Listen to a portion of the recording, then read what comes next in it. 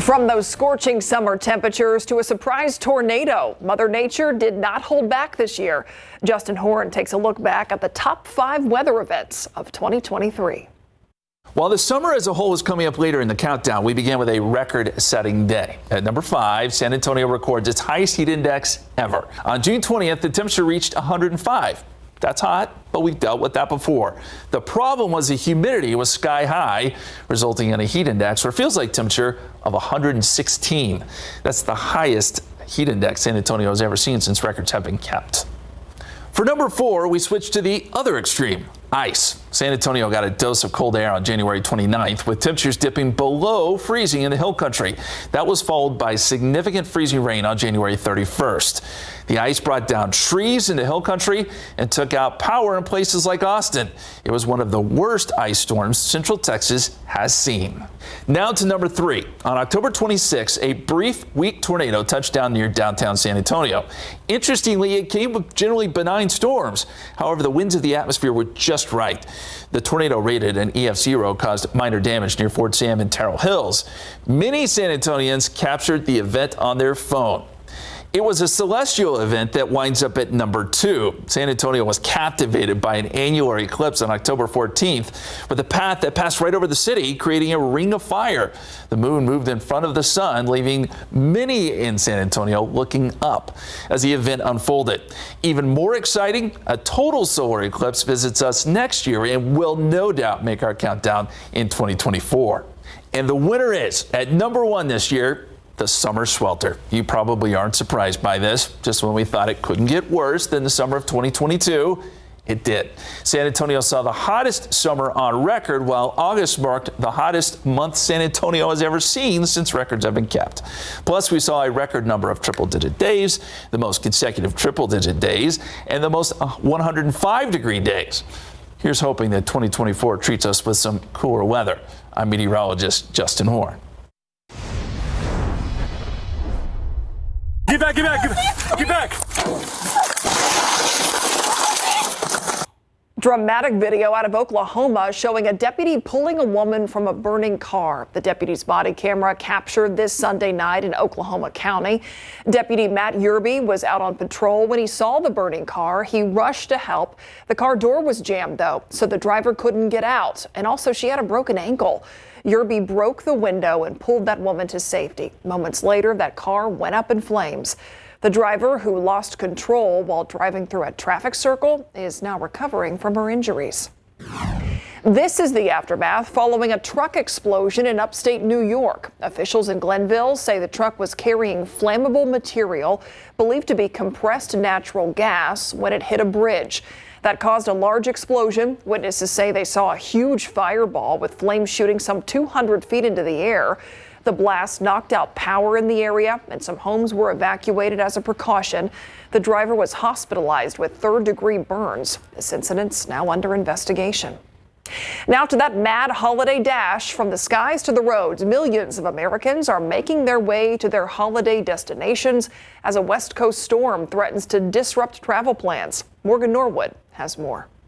Americans on the move. From coast to coast, millions flocking to airports during the busiest days of the holiday travel season. Ticket counters swamped in Minneapolis, but in Columbus, Ohio, not a crowd in sight. We thought it was going to be crazy, but really, we got in and checked in and ready to go. The TSA says it's already screened more than 5 million passengers between Wednesday and Thursday and expects to screen more than 2.5 million today. Airlines working to ensure thousands of flights take off and land as scheduled. ABC's Gio Benitez at the United Airlines Nerve Center in Houston. We are inside the virtual ramp tower right now, and take a look at this 360-degree view of the airport. You can see all of the planes. They are managing all 128 gates on the busiest travel day. Meanwhile, a severe storm looms over the holiday travel rush out west. The severe weather already causing cancellations and delays. The rain making for a messy ride into the airport. I think I've been in the Uber for probably about 20 minutes just getting into the airport. More than 104 million people are expected to drive this holiday season. ABC's Alex Prochet on the best times to get going. If you're trying to get a jump on some of this holiday roadway traffic, AAA says that leaving around lunchtime and then also 7 p.m. are probably your best bet. But whether you're flying or driving, this is the spirit of the holidays. Keep that in mind. Even if things don't go quite as planned, just be patient and be kind. And despite inflation, air travel has been strong overall this year, surpassing pre-pandemic levels. And for drivers, they were helped out by lower gas prices. I'm Morgan Norwood, ABC News, New York. After the break, we introduce you to a very special therapy dog bringing joy to those at Brooke Army Medical Center.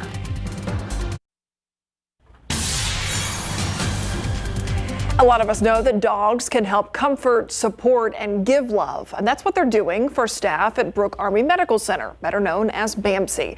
Tiffany Huerta shows us how the new team members there are having a positive impact to staff. It's a level 1 trauma center serving both military and civilians. And when staff members and patients walk through the hallways at Brooke Army Medical Center in San Antonio, they might bump into this friendly face. She is 3/4 lab and a quarter golden. Meet Lieutenant Colonel Aja. She is one of the newest members to the BAMC team. She is specifically working for staff wellness to decrease stress. Some of the other things that we're finding is there's increased team communication and camaraderie in addition to individual decreased stress. Oh, you did it. Good girl. Yes. Aja is part of the BAMC facility dog program. Go say hi. She spends her days bringing smiles. We love having Aja. If it's a bad day, if it's a good day, she just makes it better. Aja's handler, Lieutenant Colonel Kristen Shear, a nurse scientist, says Aja is always ready to start her day. Oh my God. Out of the 4 facility dogs, Aja has the most energy. As the only girl, she likes to be in charge. BAMC's facility dogs are provided by America's Vet Dogs. America's Vet Dogs breeds and trains dogs both for 3 purposes: for facility dogs, service dogs for individuals, as well as guide dogs. So Aja knows dozens of commands. Can you show us some? Absolutely. Because we're in a military setting, one of the commands they've taught them, rather than a wave or something like that, is a salute. It's a special command Aja did during her commissioning ceremony. Lieutenant Colonel Aja will now complete her first salute. Aja's sweet spirit gives staff members comfort and support. Right? Hug. Aja loves giving hugs, and that's one of those tasks as she puts her head on the person's shoulder that it just triggers this decreased stress response. And the response from staff says it all. She is a wonderful asset to the team. It's always good to see her. Tiffany Huertas, KSAT12 News. Oh, I love that. What's the noise you make, Kasky, when you see a cute dog? When my mic's on it.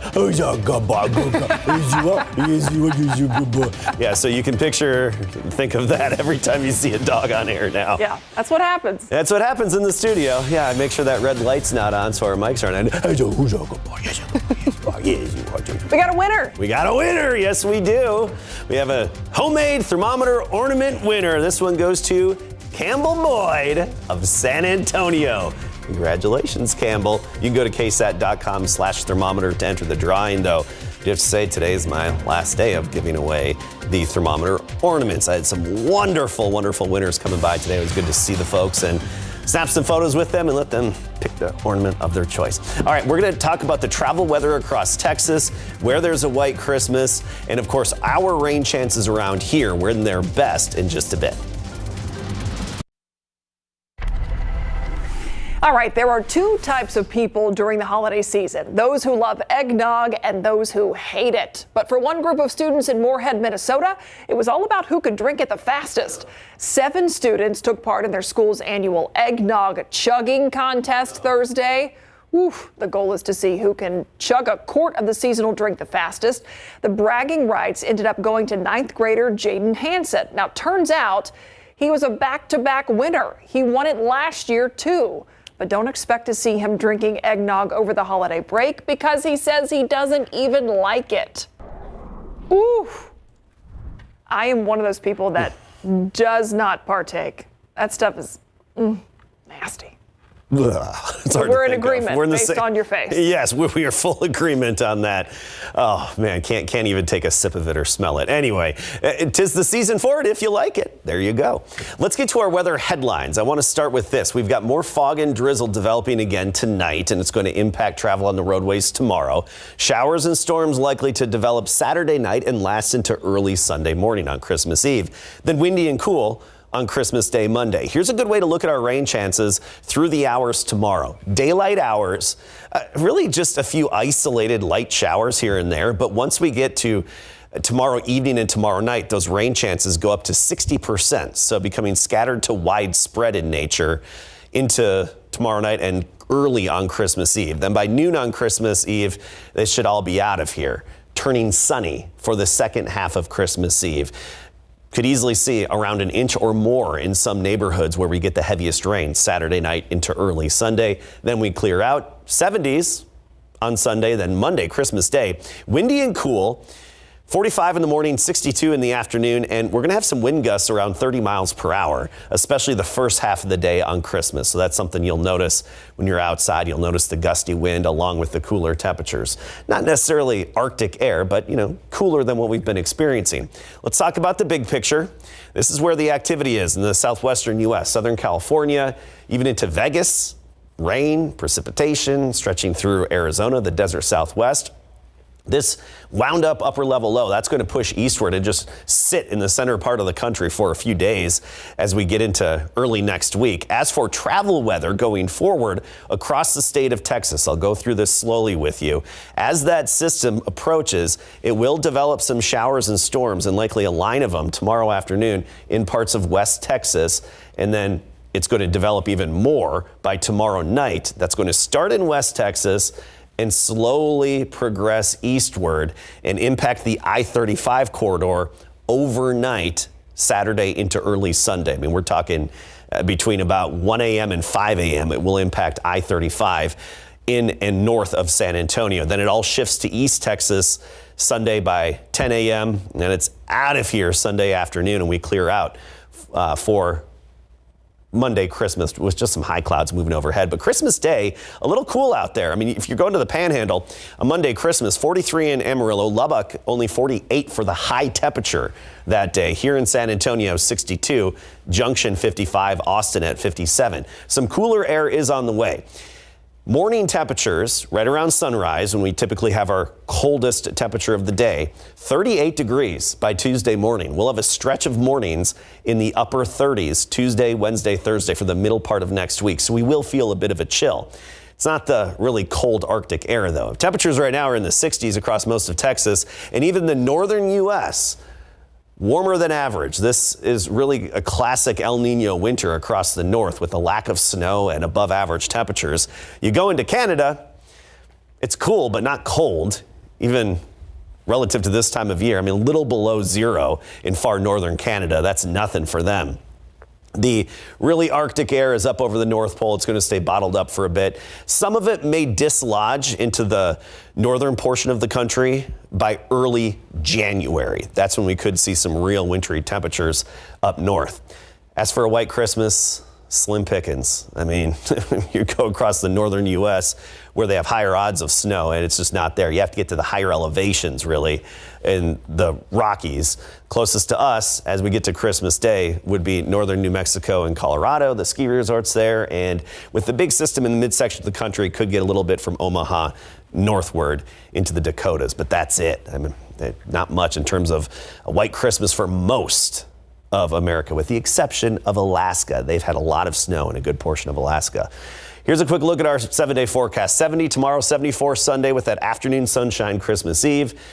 Weak cold front sweeps away the humidity, the mugginess. That means no more morning drizzle come Christmas Day. How about that? We get rid of it. A lot of sunshine next week. Those cool mornings I mentioned, and then afternoons in the 60s with a good amount of sun. So a little more seasonable, close to average for this time of year. All right. Thanks, Adam. We'll be right back.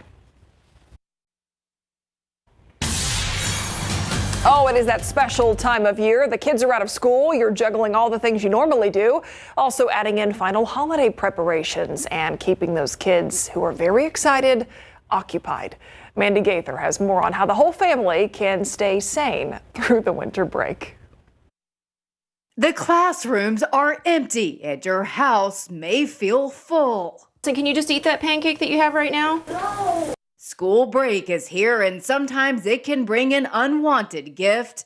Stress. That's normal because we've lost that thing that creates that sense of stability and comfort. Licensed therapist Jody Baumstein says stresses can happen anytime there's a shift in routine and you can feel both excited and overwhelmed at the same time.